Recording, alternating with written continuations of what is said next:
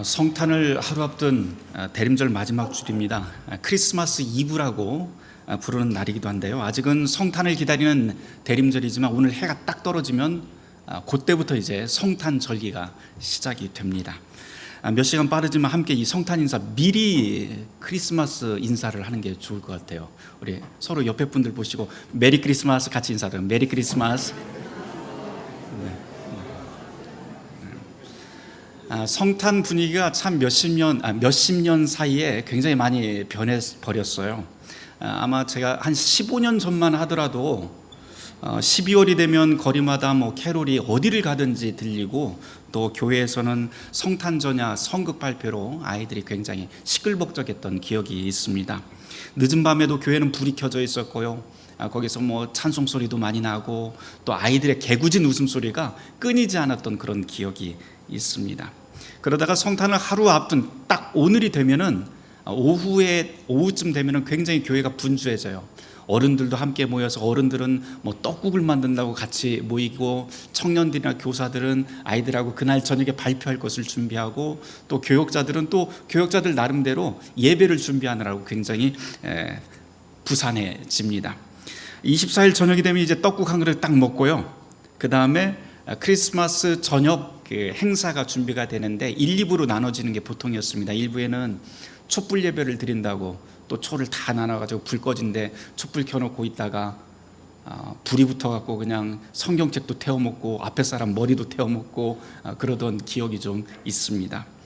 또 2부가 되면은 아이들이 그동안 준비했던 것들을 각 학년, 그리고 또 함께 모였던 성극 발표도 하고, 그러면서 맨 마지막에는 굉장히 어설픈 그 분장으로 나와서 끝내는 교인들의 큰 환호를 이끌어내는 그런 성극 발표로 끝내곤 했죠. 그러고 나면 아마 24일 저녁 한 9시 정도 됐던 것 같아요. 그러면 어른들은 다 집에 가고 이제 진짜 청년들과 학생들의 시간이 돌아옵니다. 다 모여서 선물 교환을 하죠.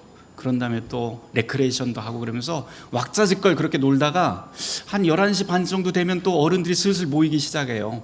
그래서 함께 모여서 찬송 몇 곡, 캐롤 몇 곡 부른 다음에 기도한 다음에 또 몇 분류로 이렇게 딱 그룹으로 나눠진 다음에 각자 각 그룹이 손에 들고 있는 게 있는데 마대자루 큰 거 하나를 다 이렇게 들곤 했습니다.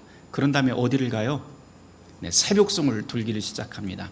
지금은 전설 같은 이야기가 되어버렸는데요. 그렇게 하면서 새벽송도 좀 생각을 해보면 참 여러 가지 추억들이 많습니다. 눈 내린 그 겨울 길을 교인들하고 같이 걸어가면서 이런저런 이야기하면서 걸어가고, 교인들 앞집에 오면은 12시가 넘어서 한밤중인데도 그 앞에서 큰 소리로 캐롤 몇 곡 부르고, 그러면은 문이 열리고 함께 나와서 찬송도 부르고, 또 과자 한 보따리 이렇게 나눠주면 그거 마대자루에다가 다 넣어서 그렇게 오던 기억이 있습니다.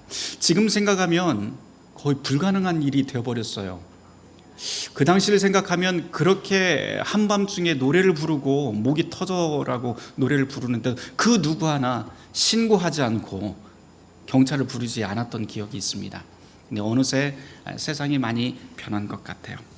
그렇게 새벽송에서 돌아오게 되면 이제 학생들이나 아이들이 또 그 과자를 가지고 또 과자 파티를 해요. 그러면서 과자도 나누어서 그동안 함께 못 나눴던 사람들 또는 교회 이웃들에게 또 나눠주기도 했던 기억이 있습니다.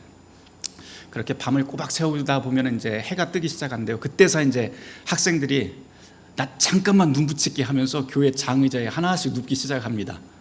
그러다 잠깐 눕는다고 했는데 눈을 뜨면 언제예요?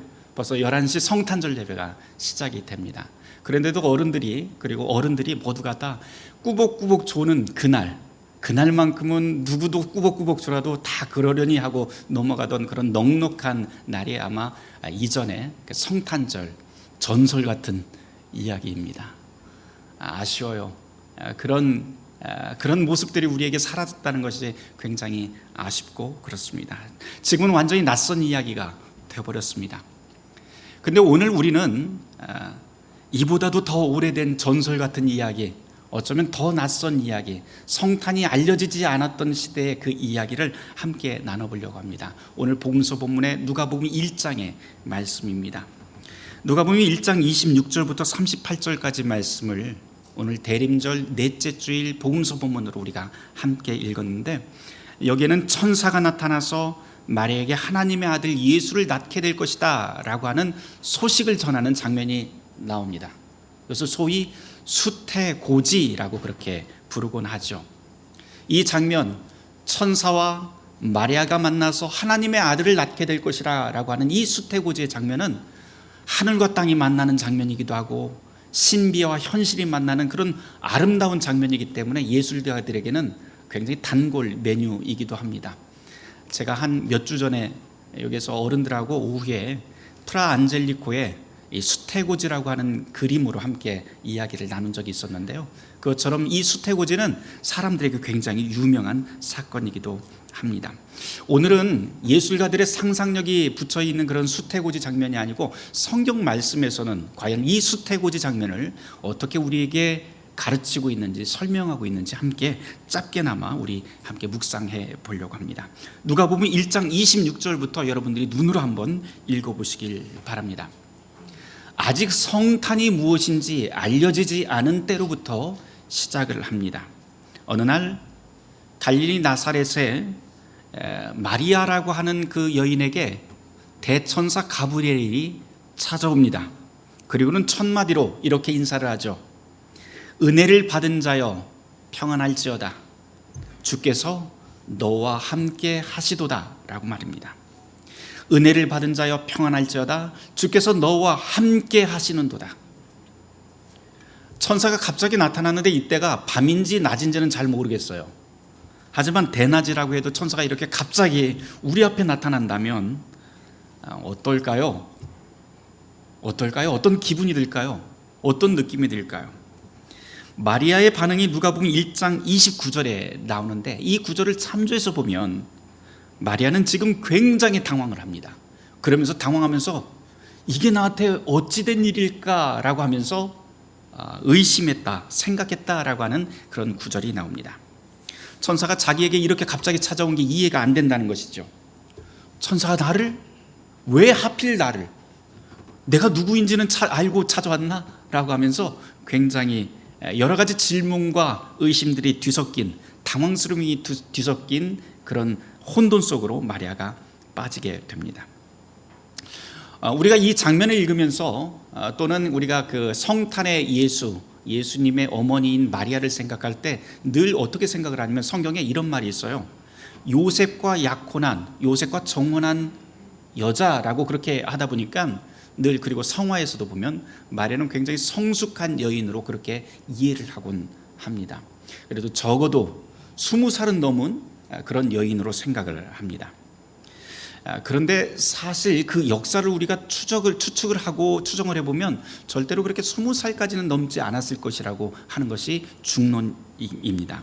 왜냐하면 이 당시는 이스라엘이 지금 로마의 식민지가 되어 있던 상황이에요. 그래서 이 1세기 이스라엘은 어린 나이에 결혼하는 조혼 풍습이 굉장히 많았던 시대이곤 합니다. 우리나라도 그렇죠. 우리나라 역사를 보면 뭐 병자호란이라든가 이런 때 외적이 침입을 했을 적에 그 대를 잇든지 아니면 여인들의 그 보호를 위해서라도 아주 어린 나이에 빨리 결혼을 하는 그런 조혼이 굉장히 널리 유행을 했었습니다. 지금 이스라엘의 마리아 시대에도 역시 똑같은 이런 조혼 풍습이 있었던 것이죠. 권력이 없는 집안 배경 탓에 보호를 하기 위해서, 자기 몸을 보호를 하기 위해서라도 일찍 결혼을 해야 됩니다. 그렇게 이 마리아라고 하는 이 여인의 여러 가지 배경을 우리가 추측을 해본다면 그렇게 힘 있는 가정도 아니고 연약한 가정, 힘없는 가난한 가정이라고 우리가 충분히 생각할 수가 있습니다. 그런 마리아가 요셉이라고 하는 한 남자를 만나서 약혼을 미리 합니다. 그런데 가만 생각을 해보면 이렇게 가난하고 힘없는 이 마리아, 볼 것 하나도 없잖아요. 이런 소녀 마리아에게 도대체 대천사 가브리엘이 왜 찾아왔을까요? 게다가 유대인의 그 풍습을 조혼이라고 하는 풍습과 같이 연결을 해서 생각을 해보면 이 마리아의 나이를 어느 정도 추측을 할 수가 있는데, 유대인들은 남자든 여자든 성인으로 인정하는 그 시기가 12살 내지 13살이었다고 해요. 그러니까 마리아도 사실은 조금 빨리 잡으면 지금 12살이나 13살에 지금 대천사를 만났고 아이를 임신하게 됩니다. 12살, 13살이면 지금 나이가 어떻게 되나요? 초등학교 6학년, 중학교 1학년. 우리 슬기 나이에 대천사가 와서 너 하나님의 아들을 갖게 될 거야 라고 하는, 어찌 보면 이게 축복인지 아니면 끔찍한 말인지 잘 모르겠어요. 지금 그런 상황에 수태고지를 받게 됩니다. 지금 이 마리아는 소녀인데다가 가진 것이 없는 여인이죠. 그런데 게다가 이 천사가 지금 이 마리아에게 전하는 메시지를 들어보면 마리아에게는 전혀 어울리지 않는 약속이 주어지게 됩니다. 다윗의 왕위를 이을 사람, 그리고 가장 높으신 이의 아들을 낳게 된다는데, 이 말을 듣던 마리아는 어떤 생각을 했을까요? 얼씨구나, 아멘, 드디어 됐어, 인생 역전, 감사합니다, 이랬을까요? 아니에요. 절대 그렇지 않았겠죠. 엥? 뭐요? 우리 아이들 말로 엥 하면서 이랬을 것 같아요. 이게 무슨 말인가, 도대체 나에게 이런 일이 어떻게 생길 수 있습니까? 잘못 찾아온 것 아닙니까? 라고 말이죠. 지금 마리아는 당혹스러워서 말문이 막혀 버립니다.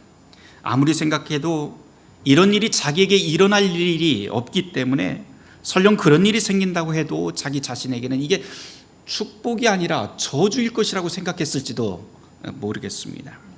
왜냐하면 온 세계의 왕, 그리고 구원자의 가족이 된다는 것은 지금 이 시대에 자기 반대편에 있는 사람들에게 먹잇감이 된다는 뜻이기 때문이고, 또 앞으로 이 어린 소녀가 이 앞으로 아들이 살아갈 위험한 세계를 지켜보면서 살아간다는 것 자체도 고통입니다. 그렇게 불안한 마리아에게 천사가 이렇게 말합니다. 마리아여, 무서워하지 말라. 마리아여, 무서워하지 말라. 이 말씀은 사실은 당황한 이 마리아, 불안한 마리아 한 사람뿐만 아니고 하나님을 만난 모든 사람들에게 주시는 위로의 말씀으로 들립니다. 천사가 불안한 마리아를 위로하고 그 다음 그녀의 삶을 바꾸기 시작을 합니다. 어떻게 나에게 이런 일이 가능합니까? 라면서 불안해하고 그 말씀을 불신하고 있던 이 마리아를 두려워 말라, 주께서 너와 함께 하겠다라고 하는 위로와 평화의 말씀으로 마리아를 옮겨 놓습니다. 하나님의 천사가 하는 일이 바로 그런 것인데, 한번 생각해 보죠. 천사는 지금 그리스도의 소식을 전하는데, 그리고 그 천사가 전한 그리스도의 소식은 듣고 순종하는 이 사람의 삶을 변화시킵니다. 이것이 바로 대림에서 성탄으로 옮겨지는 과정이고 메시지입니다. 누가복음 1장 전체가 다 그런 이야기입니다. 한번 보세요. 우리는 두려움과 의심에 쌓여있던 이 마리아가 용감하게 찬송을 부르는 그런 마리아로 변하는 모습을 보게 됩니다. 평범한 소녀에서 비범한 여인으로, 의심에서 확신으로, 불신에서 순종으로 옮겨지는 마리아를 우리는 누가복음 1장에서부터 보게 됩니다. 이렇듯 누가복음 1장의 말씀은 하나님이 그렇게 우리 가운데서 우리를 대림의 자리에서 성탄의 자리로, 불신의 자리에서 믿음의 자리로 옮겨놓는 것을 우리는 보게 됩니다. 성탄에서, 대림에서 성탄으로 옮겨진다라고 하는 이 말은 또 다른 말로 우리 자신이 변해야 된다라고 하는 뜻이기도 합니다. 우리는 언제나 편안하고 안전한 삶을 늘 바라보고 추구하면서 그렇게 살아갑니다. 그런데 이 성탄의 기사를 읽다 보면, 마리아에게 일어난 이 일들을 읽다 보면 우리의 눈이 조금 더 바뀌어야 된다고 하는 것을 깨닫게 돼요. 안전한 곳에서 이제는 구유, 시골, 연약한 소녀, 무력한 아이로 성탄하신 주님에게로 우리의 관심과 우리의 삶의 방향이 바뀌어야 된다라고 읽힙니다.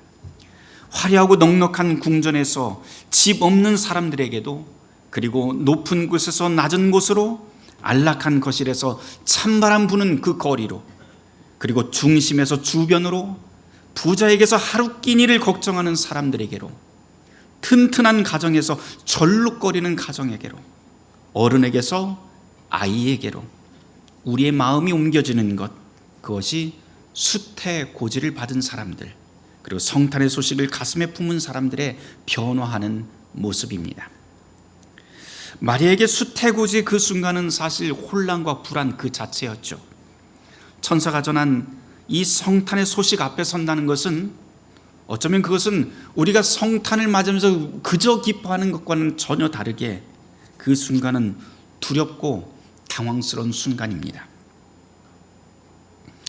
우리도 그래요. 진지하게 생각을 해보면 지금 우리는 교회가 필요 없다고 하는 시대, 그리스도의 몸이라고 하는 교회를 세상이 혐오하는 시대, 성탄의 이유를 상실한 시대를 우리는 살아갑니다.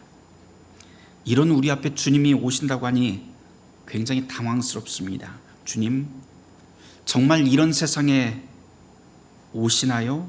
아니, 오실 수 있나요? 아무도 구원을 바라지도 않고 아무도 예수님이 우리에게 오시는 것을 원하지를 않는데 뭐하러 오시나요? 교회마다 예수의 흔적이 사라진 지 오랜데 이런데 뭐하러 오시나요? 이제는 주님이 오셔도 당황하거나 두려워할 사람도 없는데 뭐하러 오시나요? 장로도 권사도 목사도 당신을 알아보지 못하게 될 겁니다. 그저 당신 이름 간판 삼아서 이등이나 챙기려고 하는 모사꾼들로 이 땅이 가득한데 무슨 험한 꼴 당하시려고 오시나요? 이런 기도가 자꾸 나옵니다. 어쩌면 천사의 수태고지를 듣던 마리아보다도 우리는 더 안 좋은 시대, 더 악한 시대를 살아갑니다. 말 그대로 칠흑같이 어두운 세상을 우리는 살아갑니다. 그런데 마리아에게, 그리고 이 땅에 임한 그 복음은 성탄이 바로 이런 어두운 세상을 위해서 있는 것이다 라고 하는 복음을 우리에게 들려줍니다. 그래서 사도 요한은 요한복음 1장에서 그리스도가 빛으로 오셨다라고 선포하면서 어둠의 빛이 비쳤다라고 그렇게 가르칩니다. 그런데 다만 빛이 왔으나 어둠이 깨닫지 못했다라고 하면서 요한복음 1장 5절 말씀이 우리에게 들려주는데, 그리스도의 성탄의 무감각한 우리의 모습, 우리의 현실을 그대로 보여줍니다. 그럼에도 불구하고 중요한 것은 그런 무감각한 세상, 그리고 예수를 필요로 하지 않는다라고 하는, 그렇게 외치는 사람들에게도 하나님이 오신다라고 하는 사실입니다. 그리고 모든 세상 안팎에 모든 사람의 마음과 몸, 그곳에 가득 차 있는 그 어둠을 빛으로 바꾸시겠다는 예고가 바로 이 수태고지입니다. 천사는 마리아에게 바로 그 소식, 그리스도가 우리 안에 나신다라고 하는 하나님의 뜻을 전합니다. 믿지 못할 만한 일이지요. 그러나 천사가 전하는 이 소식은 지금 당장 마리아에게는 낯설고 당황스럽지만 하나님의 천사는 마리아를 복되게 하시고 마리아를 통해서 세상을 바꾸어 나가십니다. 하나님은 지금 마리아에게 무엇이 필요한지, 그리고 무엇이 어려운지도 잘 아시고, 마리아뿐만 아니라 세상의 모든 마리아 같은 모든 사람들에게 무엇이 필요한지, 이 땅에 무엇이 어려운지도 잘 아십니다. 하나님은 그리스도의 성탄을 통해서 그런 우리 모두에게 은혜를 베푸시고 모든 것을 바꾸십니다. 아이들을 키우다 보면 아이들이 하루에도 12번씩 엄마 아빠를 막 찾아요. 엄마 아빠 그러면서 찾아요. 어떤 때는 왜 이렇게 엄마 아빠를 찾는지 귀찮을 때도 있습니다. 근데 뭐 별것 아닌데도 엄마 아빠를 부르고요. 가만 보면 뭐 배고플 때, 아플 때, 또는 지가 뭘 자랑하고 싶을 때 엄마 아빠 그러면서 찾습니다. 그렇게 엄마 아빠를 찾는 이유 여러분들 잘 아실 거예요. 왜 찾아요? 때로는 너무 좋아서 그 기쁨이 넘쳐서 엄마 아빠를 찾아요. 그런데 대부분은 뭐냐면 자기가 뭘 하다가 안 돼요. 잘 안 되면 무조건 엄마 아빠를 찾습니다. 그렇게 엄마 아빠를 부르는 순간 엄마 아빠가 찾아가서 그거를 해결해 주곤 하죠. 근데 아이들이 그렇게 부르는 것은 엄마 아빠가 이것을 해결해 줄 수 있는 능력이 있다라고 하는 믿음이 있기 때문입니다. 우리가 하나님을 찾는 이유도 똑같은 것 같아요. 하나님은 우리에게 오셔서 기쁨을 넘치게 하시고 가장 선한 것으로 응답해 주십니다. 또 때로는요, 아이를 키우다 보면 아이가 찾지 않는데도 엄마 아빠가 딱 지켜보다가 찾아가서 일을 해주는 때가 있어요. 도와주는 때가 있습니다. 하나님도 그래요. 하나님은 우리가 기도로 부를 때뿐만 아니고 우리를 늘 지켜보시다가 찾아오십니다. 직접 오시기도 하지만 대부분은 누군가를 통해서 찾아오시죠. 그리고 도와주십니다. 그런 사람을 보고 우리는 뭐라고 하냐면 저 사람 정말 천사 같다, 이렇게 이야기를 합니다. 루터가 그런 말을 하더라고요. 기도는 천사를 보내는 것이다. 그러니까 내가 누군가를 위해서 기도를 할 때는 바로 천사를 그 사람에게 보내서 도움을 주는 것이라고 그렇게 설명을 하는 글귀를 본 적이 있습니다. 누군가를 위해서 기도할 때 바로 그런 일이 일어나죠. 하나님은 당신의 자녀들을 위해서 천사를 움직이시고 하나님의 일을 그 사람 가운데서 이루어 가십니다. 이스라엘 백성이 어둠에 잠겼을 때 천사를 보내서 그리스도의 성탄을 알리십니다. 그런데 여기서 참 중요한 사실이 하나가 있어요. 천사를 만난 사람은 그 사람이 천사가 된다라고 하는 사실입니다. 누군가에게 도움을 받아본 사람은요, 그 도움을 내리 도움으로 넘겨줍니다. 사랑받아본 사람이 사랑할 줄 아는 것과 마찬가지 원리이죠. 우리가 그리스도인이 된다라고 하는 것, 그것은 다른 말로 한다면 누군가를 위한 천사가 된다라고 하는 뜻이 아닐까 싶습니다. 천사는 늘 불신과 불가능이 가득한 세계로 보내집니다. 그리고는 그곳에서 평안을 전하고 하나님이 이곳에 함께 하신다라고 하는 소식을 전합니다. 이게 천사의 일이죠. 지금 성탄을 맞은 이 세상을 돌아봅니다. 지금 우리나라 또 전 세계 모든 것이 이모저모로 참 혼란스럽습니다. 성탄을 앞에 두고 있지만 성탄을 믿을 수 없다고 할 만큼 불신과 불안이 우리 세계를 뒤덮고 있습니다. 그러나 여러분, 오늘 이 마리아와 천사의 대화를 한번 잘 들어보세요. 천사가 떠나기 전에 마리아에게 이렇게 말을 합니다. 누가복음 1장 37절 말씀을 함께 찾아서 같이 읽어보도록 하죠. 누가복음 1장 37절 말씀입니다. 같이 읽습니다. 대저 하나님의 모든 말씀은 능하지 못하심이 없느니라. 그러자 마리아가 이렇게 답합니다. 38절 말씀도 같이 읽어볼까요? 시작. 주의 여종이 오니 말씀대로 이루어지이다. 아멘. 주의 여종이 오니 당신의 말씀대로 이루어질 것입니다. 이것이 성탄을 기다리는 우리의 고백이 되길 바랍니다. 주님께서는 우리가 생각하고 상상하는 방식 이상으로 선하고 좋은 것으로 응답해 주십니다. 그리고 한 가지 더 잊지 맙시다. 이제 저와 여러분이 무엇이 되었다? 천사가 되는 것입니다. 누군가를 위한 천사가 되는 것, 그것이 바로 수태고지, 바로 대림절 넷째 주에 우리에게 주시는 복음의 말씀이기도 합니다. 그리스도의 성탄을 알고 있는 사람이라면 그 사람이 이제 세상을 위한, 누군가를 위한 천사로 부름받습니다. 이 일을 위해서 주님은 성탄하셨고 이 일을 위해서 교회가 세워졌습니다. 이제 저와 여러분이 천사입니다. 우리 서로 옆에 있는 사람 쳐다보고 이렇게 한번 인사해 볼까요? 당신이 천사입니다. 네, 당신 천사입니다. 당신 천사입니다. 내가 천사입니다. 사랑하는 성도 여러분, 우리는 모두 그리스도의 성탄을 알고 있는 그리스도인들입니다. 바라기는 저와 여러분 모두가 다 누군가를 위한 천사, 그리고 하나님의 메시지를 가지고 성탄을 알리는 천사가 되길 주님의 이름으로 축원합니다. 모든 지각에 뛰어난 하나님의 평강이 그리스도 예수 안에서 우리의 마음과 생각을 지키실 것입니다. 아멘. 오늘의 말씀을 묵상하며 잠시 침묵 기도하도록 하겠습니다.